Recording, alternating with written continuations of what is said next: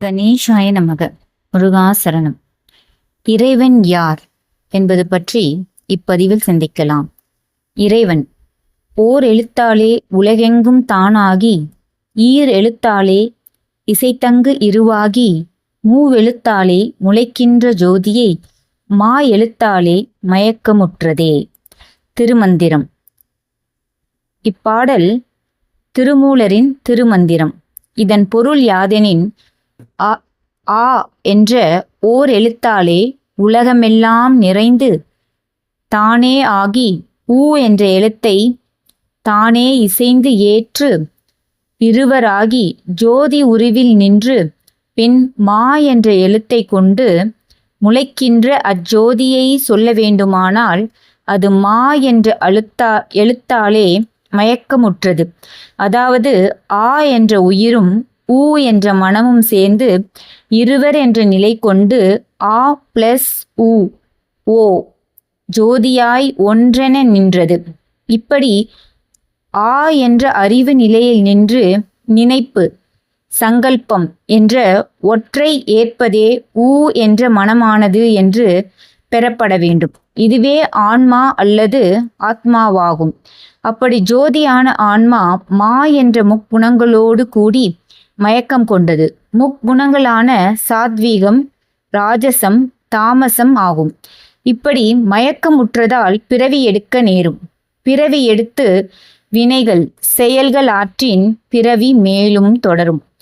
மாயையை தன் கட்டுக்குள் கொண்டு மயக்கமற்ற நிலையில் சுயமாய் உடலை இயக்கும் ஆன்மாவே இறைவனாகும். மாயையை தன் கட்டுக்குள் கொண்டு மயக்கமற்ற நிலையில் சுயமாய் உடலை ஏற்கும் ஆன்மாவே இறைவனாகும். இவனையே நாம் வணங்கி கொண்டிருக்கிறோம். இனி இறைவன் என்றால் இவனை குறிப்பதாகவே கொள்ளவும். இவனே மாயையால் மறைக்கப்பட்டு மயக்கமுற்ற ஆன்மாவாகி எல்லா உயிரினங்களிலும் ஆகிறான். திருமந்திரம் 448 சிவன்தான் பல பல ஜீவனும் ஆகி நவின்றான் என்கிறார் திருமூலர். நவின்றான் தாங்கினான் மிகுந்தான் என்று பொருள். மா முற்றிலும் நீங்கும்போது சுத்த ஆன்மாவாகி பிறவாத நிலை கொள்ளும். அந்த ஆன்மா அவதாரம் எடுக்கவும் கூடும். மா நீங்காத போது அசுத்த ஆன்மாவாகி பிறவி எடுக்கும். ஆ உயிர், பிரம்மம், சத் அல்லது இருப்பு, ஆங்கிலத்தில் பீயிங் ஆர் எக்ஸிஸ்டன்ஸ். ஊ மனம் அல்லது சக்தி, இது மாயா சக்தி அல்லது மாயை சொல்லப்படும். மா முக்குணங்கள். உயிரும் மனமும் சேர்ந்த ஆன்மா ஓம் ஆகும். ஆ பிளஸ் ஊ ஓ, ஓ பிளஸ் மா ஓம்.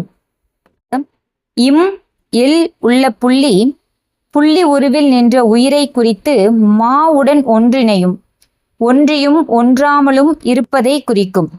அப்படியான ஆன்மாவே தனித்து நின்ற நிலையில் உடலை பெற்று உயிரினமாகும்.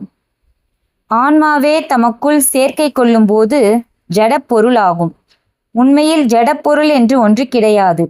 உணர்வை மறைத்து சேர்க்கை கொண்ட ஆன்மாக்களின் கூட்டையே ஜடப்பொருள் என்று அழைக்கிறோம். முக்குணக் கலப்பை தமசியில் பெற்ற ஆன்மாவே சேர்க்கை கொண்டு ஜடப்பொருள் ஆகும். அப்படி ஜடப்பொருள் ஆகும்போது மனம், குணம், நிறம், ருசி முதலியானவற்றை ஏற்று பலவித வேறுபாடுகளை ஏற்கும். ஆகையால் இந்த உலகில் காணப்படும் அத்தனை வித வேறுபாடுகளும் முக்குண கலப்பினால் வந்ததாகும். முக்குண கலப்பு என்பது சாத்வீக குணக்கலப்பு. சாத்வீகத்தில்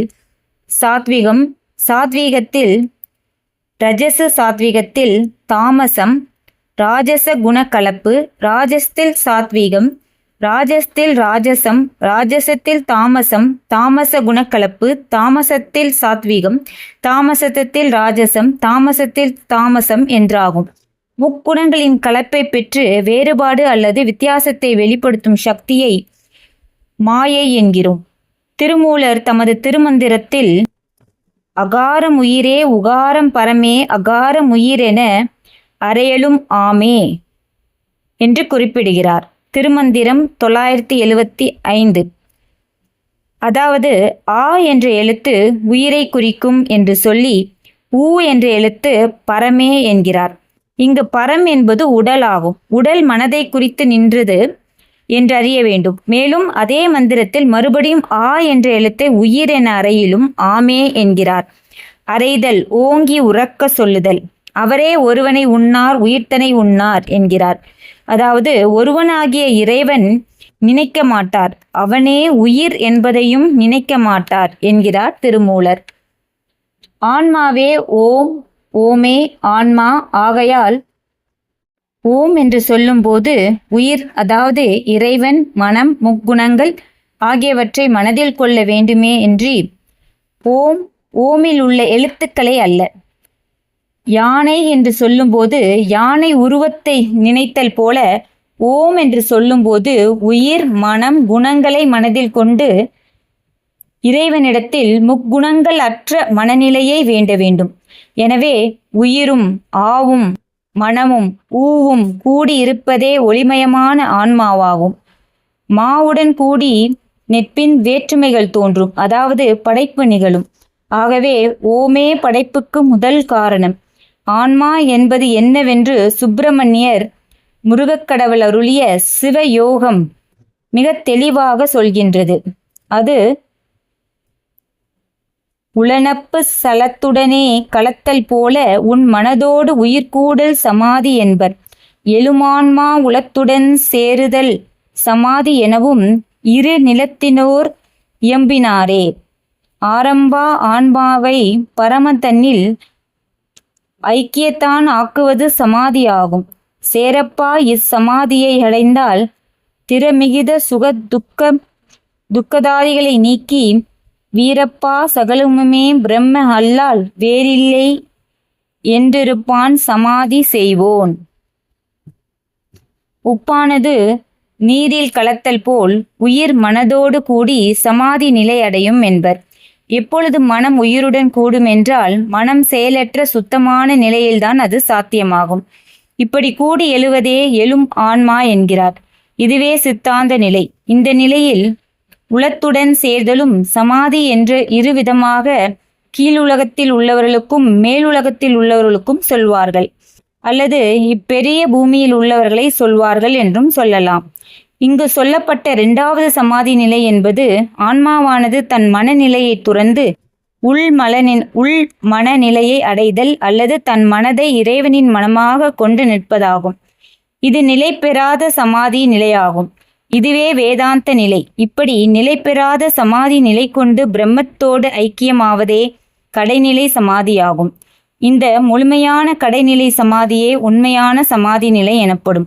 இந்த உண்மையான சமாதி நிலை அடைந்தவன் பிறப்பினால் உண்டாகும் அதிக வலிமை கொண்டு ஈர்க்கின்ற சுகம், துக்கம் முதலியவற்றை கடந்து அல்லது நீக்கி சகலமும் பிரம்மமல்லாமல் வேறில்லை என்றிருப்பான் என்கிறது சிவயோகம். சிவயோகம் 40 நாம் தெரிந்து கொள்ள வேண்டுவது உயிரும் மனமும் கூடியிருப்பதே ஆன்மாவாகும் என்பதே. ஆன்மா உடலோடு கூடியிருக்கும் போது ஜீவன் எனப்படும். எனவே ஆன்மாவே ஜீவன் என்று சொல்லலாம். ஆன்மாவே உலக படைப்பினுக்குண்டான முதல் பொருளாகும். அடுத்த பதிவில். நன்றிகள் கோடி.